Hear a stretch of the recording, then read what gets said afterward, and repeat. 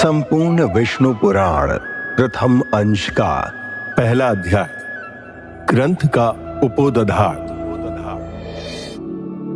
श्री सूत जी बोले, मैत्रेय जी ने नित्य कर्मों से निवृत्त हुए मुनिवर पराशर जी को प्रणाम कर एवं उनके चरण छूकर पूछा, हे गुरुदेव, मैं आप ही से संपूर्ण वेद, वेदांग और सकल धर्म शास्त्रों का क्रमशः अध्ययन किया है।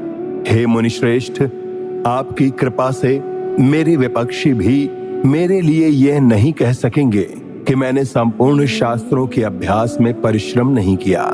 हे धर्मज्ञ, हे महाभाग, अब मैं आपके मुखारविंद से यह सुनना चाहता हूं कि ये जगत किस प्रकार उत्पन्न हुआ और आगे भी दूसरे कल्प के आरंभ में कैसे होगा, तथा हे ब्राह्मण, इस संसार का उपादान कारण क्या है? यह संपूर्ण चराचर किससे उत्पन्न हुआ है? ये पहले किस में लीन था और आगे किस में लीन हो जाएगा? इसके अतिरिक्त आकाश आदि भूतों का परिणाम, समुद्र, पर्वत तथा देवता आदि की उत्पत्ति, पृथ्वी का अधिष्ठान और सूर्य आदि का परिमय तथा उनका आधार, देवता आदि के वंश, मनवंतर, बार बार आने वाले, चारों युगों में विभक्त कल्प और कल्पों के विभाव, प्रलय का स्वरूप, युगों के पृथक पृथक संपूर्ण धर्म, देवर्षि और राजर्षियों के चरित्र, श्री व्यास जी कृत वैदिक शाखाओं की यथावत रचना तथा ब्राह्मणादि वर्ण और ब्रह्मचर्यादि आश्रमों के धर्म, ये सब हे महामुनि शक्ति नंदन मैं आपसे सुनना चाहता हूं।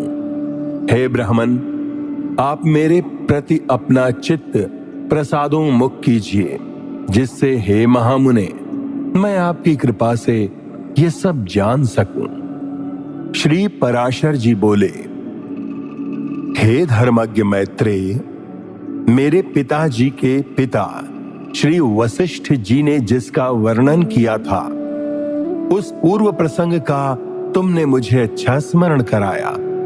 इसके लिए तुम धन्यवाद के पात्र हो।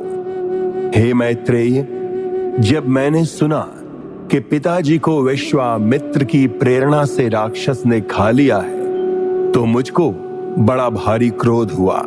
तब राक्षसों का ध्वंस करने के लिए मैंने यज्ञ करना आरंभ किया। उस यज्ञ में सैकड़ों राक्षस जलकर भस्म हो गए। इस प्रकार उन राक्षसों को सर्वथा नष्ट होते देख मेरे महाभाग पितामह वशिष्ठ जी मुझसे बोले, हे वत्स, अत्यंत क्रोध करना ठीक नहीं, अब इसे शांत करो। राक्षसों का कुछ भी अपराध नहीं है। तुम्हारे पिता के लिए तो ऐसा ही होना था। क्रोध तो मुखों को ही हुआ करता है, विचारवानों को भला कैसे हो सकता है? भैया, भला कौन किसी को मारता है? पुरुष स्वयं ही अपने किए का फल भोगता है। हे प्रियवर, ये क्रोध तो मनुष्य के अत्यंत कष्ट से संचित यश और तप का भी प्रबल नाशक है।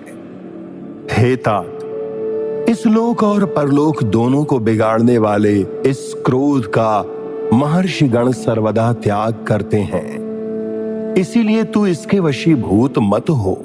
अब इन बेचारे निरपराध राक्षसों को दग्ध करने से कोई लाभ नहीं। अपने इस यज्ञ को समाप्त करो। साधुओं का धन तो सदा क्षमा ही है। महात्मा दादाजी के इस प्रकार समझाने पर उनकी बातों के गौरव का विचार करके मैंने वह यज्ञ समाप्त कर दिया। इससे मुनिश्रेष्ठ भगवान वशिष्ठ जी बहुत प्रसन्न हुए। उसी समय ब्रह्मा जी के पुत्र पुलस्त्य जी वहां आए। हे मैत्रेय, पितामह वशिष्ठ जी ने उन्हें अर्घ्य दिया। तब वे महर्षि पुलह के ज्येष्ठ भ्राता महाभाग पुलस्त्य जी आसन ग्रहण करके मुझसे बोले, पुलस्त्य जी बोले, तुमने चित्त में बड़ा वैर भाव रहने पर भी अपने बड़े बूढ़े वशिष्ठ जी के कहने से क्षमा स्वीकार की है, इसलिए तुम संपूर्ण शास्त्रों के ज्ञाता होगे। हे महाभाग, अत्यंत क्रोधित होने पर भी तुमने मेरी संतान का सर्वथा मूलोच्छेद नहीं किया।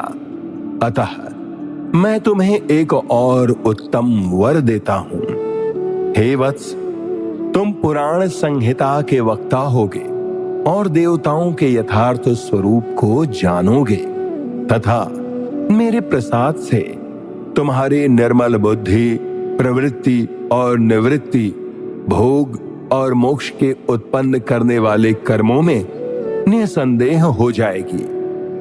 पुलस्त्य जी के इस तरह कहने के अनंतर फिर मेरे पितामह भगवान वशिष्ठ जी बोले, पुलस्त्य जी ने जो कहा है वो सभी सत्य होगा।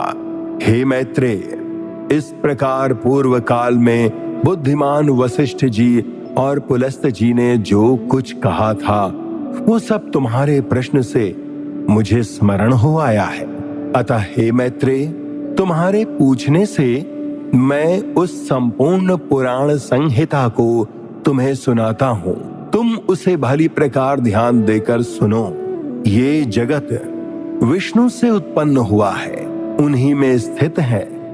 वे ही इसकी स्थिति और लय के कर्ता हैं तथा ये जगत भी वे ही हैं।